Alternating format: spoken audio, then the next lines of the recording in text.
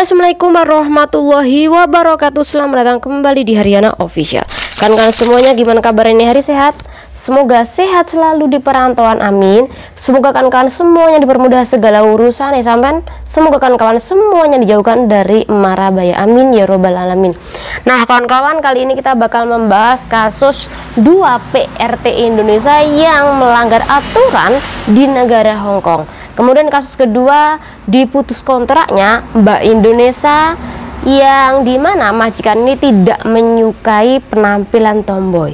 Wow, gimana ceritanya? Silahkan kawan-kawan simak videonya sampai habis hanya channel ini.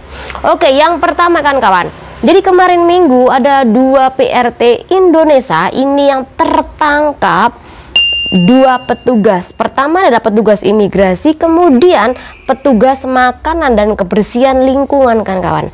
Mereka ini atau 2 petugas ini memang dengan sengaja melakukan patroli di Mongkok, khususnya di jembatan Mongkok yang biasanya digunakan oleh kawan-kawan Mbak Indonesia sebagai aktivitas kalian semuanya.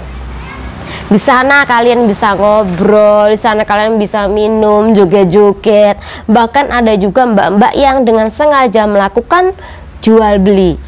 Bener kan? Jual beli makanan. Nah, ada 2 PRT Mbak Indonesia ini. Yang satu ini umur Mbak A ya, Mbak A umurnya 44 tahun, kemudian Mbak M umurnya 47 tahun.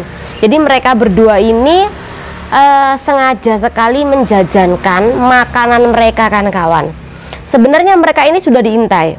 Jadi ketika mereka ini ketahuan menjajankan makanan tersebut, kemudian ada juga transaksi uang, ada barang, ada uang. Nah, di saat itulah polisi melakukan penangkapan kedua PRT Indonesia ini. Kemudian dari kasus ini sekali lagi pihak dari imigrasi memperingatkan pelanggaran bagi PRT asing yang melakukan kerja secara ilegal, yaitu jualan tadi, bisa kena denda sebesar 50.000 dolar Hong Kong maksimalnya, kemudian penjara maksimalnya adalah 2 tahun kawan-kawan.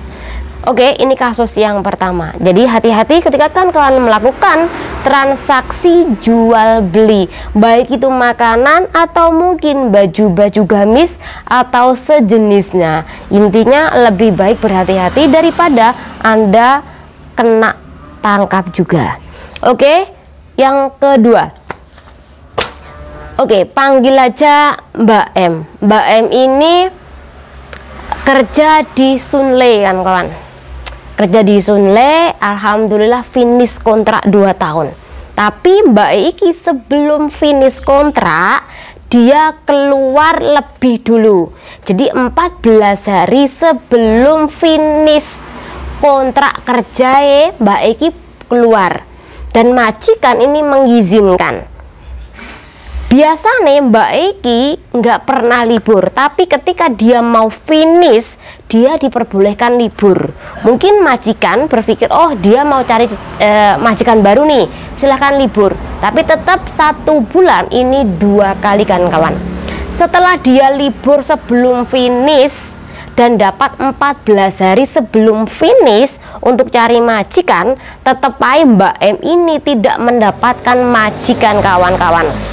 Intinya dia belum mendapatkan majikan yang cocok, walaupun majikan sering menanyakan dia, kadang dia yang nggak cocok majikan, kadang si majikan yang nggak cocok sama Mbak ini.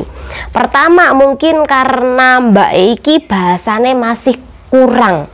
Jadi karena kurang itulah Mbak Eki majikannya berpikir 2 kali untuk mengambil Mbak E, walaupun dia sudah 2 tahun kerja di majikan pertama.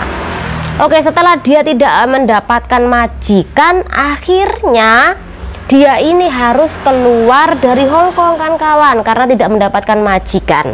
Jadi ketika dia tidak mendapatkan majikan, tidak bisa yang namanya nunggu visa di Hong Kong. Jadi kalau dapat majikan kan bisa nih nunggu visa di Hong Kong karena finish kontrak. Tapi karena dia dapat majikan, secara otomatis dia harus pulang ke kampung halaman. Nah, Mbak itu pulang ke kampung halaman atas saran dari majikannya. Kemudian Mbak ini sepakat dengan agensi untuk sama-sama bekerja sama mencarikan majikan baru. Dengan syarat Mbak harus potongan selama 3 bulan. Kemudian harus memberikan uang jaminan sebesar 1.500. Tetapi biaya semua tiket, kemudian proses visa dan tetek bengek nih, itu ditanggung oleh agensi. Tentu agensi uangnya dari majikan nantinya. Tapi Mbaknya harus membayar 1.500 tadi kan kawan sebagai jaminan kalau melakukan proses kembali di situ dan harus datang kembali. Oke, setelah itu Mbak E pulanglah ke Indonesia.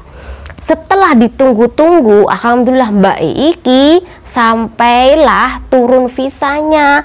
Dia berangkat kembali bekerja ke negara Hong Kong kan kawan. Ketika dia berangkat bekerja ke negara Hong Kong, si agensi ini bilang kalau dademu ini mau lahiran. Jadi mengandung sebulan 2 bulan dia sudah melahirkan. Dan kemudian di situ ada singsang dan juga ada nenek dalam satu rumah. Oke, sudah dijelaskan seperti itu, Mbak Es setuju kan kawan. Maka dia berangkatlah ke negara Hong Kong ketika visanya tadi sudah turun. Berangkat naik pesawat, kemudian dia di agensi beberapa hari. Setelah dia di agensi beberapa hari, kemudian si majikan ini mengambil Mbak E kan kawan. Ketika mengambil Mbak E untuk pertama kali, si majikan ini kaget. Loh, kok bisa kaget mengambil Mbak E pertama kali? Oke, setelah dia mengambil Mbak E, kemudian dibawalah ke rumah majikan perempuan ini. Di situ baru si majikan perempuan ini berkata dengan sejujurnya, kalau dia tidak menyukai Cece yang agak tomboy bekerja sama dengan dia. Takutnya si Cece ini tidak bisa bekerja dan kasar kepada anak dia nantinya. Itu kenapa Mbak E iki ditanyain oleh majikan perempuan. Nah, ini kamu maunya bagaimana? Kalau aku memang tidak bisa meneruskan bekerja sama dengan kamu, bekerja denganku, karena aku tidak bisa mengambil Cece yang agak tomboy karena suamiku tidak suka. Dan kamu kan belum nikah nih, jadi aku tidak tahu apakah kamu bisa apa enggaknya. Nah, karena Mbak Eki tahu kalau si majikan perempuan ini menolak secara halus, akhirnya Mbak Eki setuju tidak melanjutkan kerja. Karena sama-sama setuju tidak melanjutkan kerja, alhasil si Mbak Eki dibelikan tiket oleh majikannya dan kemudian juga dikasih uang intermittent 1 bulan. Padahal dia cuman bekerja sehari saja di majikan tersebut kan kawan. Jadi majikan ini mungkin memiliki ketraumaan terhadap mbak-mbak tomboy yang konon katanya kerjanya terlalu kasar, nggak bisa kerja, takutnya ini suaminya nggak suka sama tomboy seperti itu. Tapi sekali lagi di dalam kasus seperti ini Mbak Indonesia yang sekali lagi dirugikan karena dia cuman 1 hari aja di situ, baru aja tiba kemudian diajak ngomong seperti ini kan kawan. Nah, mungkin kawan-kawan ada yang mengalami hal yang sama, majikan sampean tidak menyukai ketika sampean berdandan agak tomboy, bahkan rambutnya semir, bahkan rambutnya merah, silakan komen. Karena sekali lagi tampangmu tomboy tapi hatimu kan Hello Kitty. Banyak juga mbak-mbak tomboy jaga anak-anak itu malah gemati, malah sayang, malah nggak kasar, itu juga banyak. Tapi sekali lagi majikan nggak kenal, kui nggak sayang, nggak kenal, nggak paham bahwa nggak semua tomboy itu kasar, nggak semua tomboy itu nggak bisa kerja, nggak semua anak tomboy ini nggak bisa jaga anak. bahkan mereka banyak sekali disukai oleh anak-anak. Oke kan kawan, dengan adanya dua kasus ini mengakhiri dari pembahasan kita. Nah, menurut pandangan nih kawan-kawan, bagaimana kasus terakhir ini? Majikan melakukan pemutusan kontrak kerja secara apa ya istilahnya, oke enggak, aku enggak mau ke awakmu oke enggak.